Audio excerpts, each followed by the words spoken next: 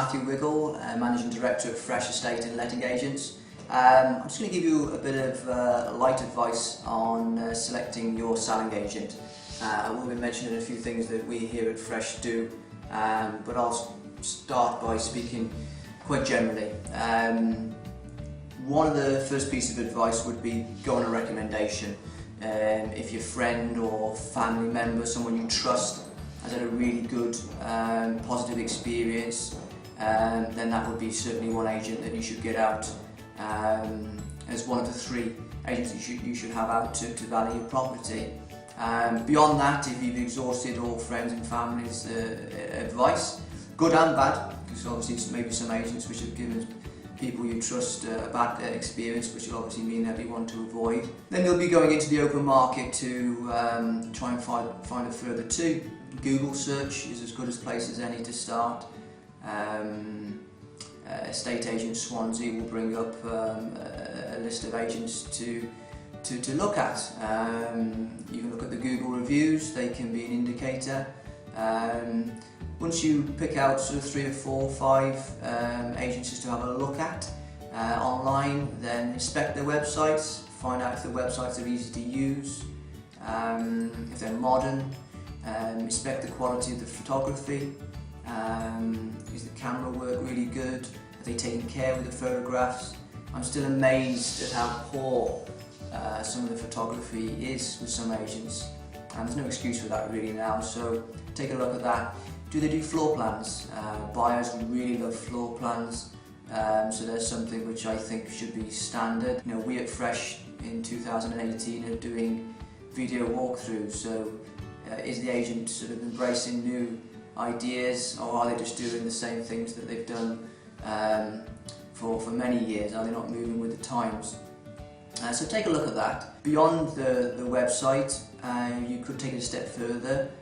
Go into branch, find out what branch, what office potentially will cover your area. You could go in as a potential buyer just to see what the experience is like, customer service experience. Or you could go in there obviously as a potential vendor, which you are, and just see how you dealt with whatever you're comfortable with. I've given that advice to many people over the course of time, because I always say get 3 valuations, and some clients have come back to us that have done business with us who've told me stories of how poor, the customer experience was when they went into branch, and it's best that you find that information out before obviously you instruct. So without putting yourself to too much time and effort, inspect the website, really have a good look at that, photography, floor plans, videos, but go into branch as well, it is a good thing to do. So you can potentially be looking at an established agent, and if you're looking at a new estate agents, then you look at the same things, of course, but you also want to make sure that the new estate agent has got experience.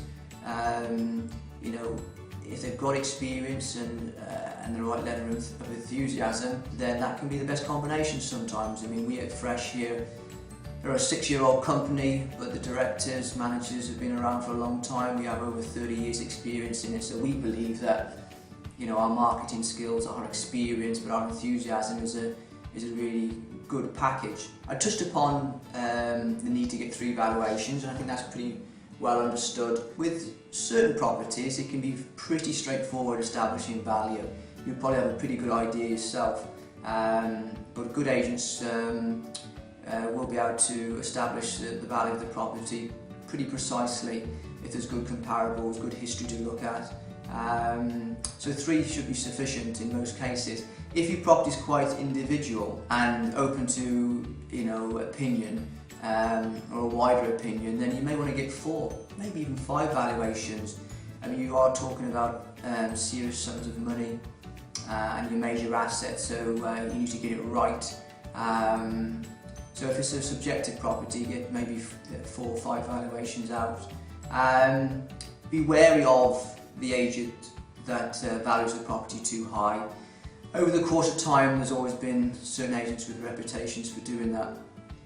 It is still a ploy, I'm afraid, that can be played, and it can backfire in most situations, because the property most likely not sell at a higher value or above market value.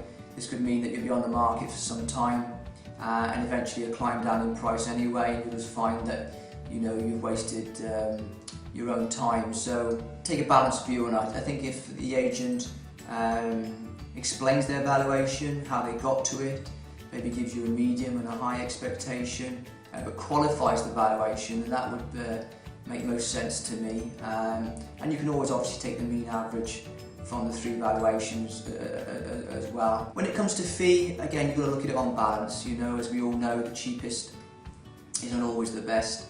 And in fact, I believe the cheapest can be, in the end, the most expensive. If it costs you or doesn't achieve that sale and it costs you lost time, then that's not what you want. So take a look at the fee on balance. You want value for money, but obviously you want the best marketing team, marketing services and so on. So that is probably all the advice I'm going to give today. Obviously we at Fresh would really love to provide a valuation for you for sale or for letting. If you visit the freshpropertyhub.co.uk, you can inquire about getting a valuation through the site, or you can call the office on Swansea 464757, option 1 for sales, option 2 for lettings, and one of the team will be glad to come along and give you a qualified valuation with no obligation. Thanks very much.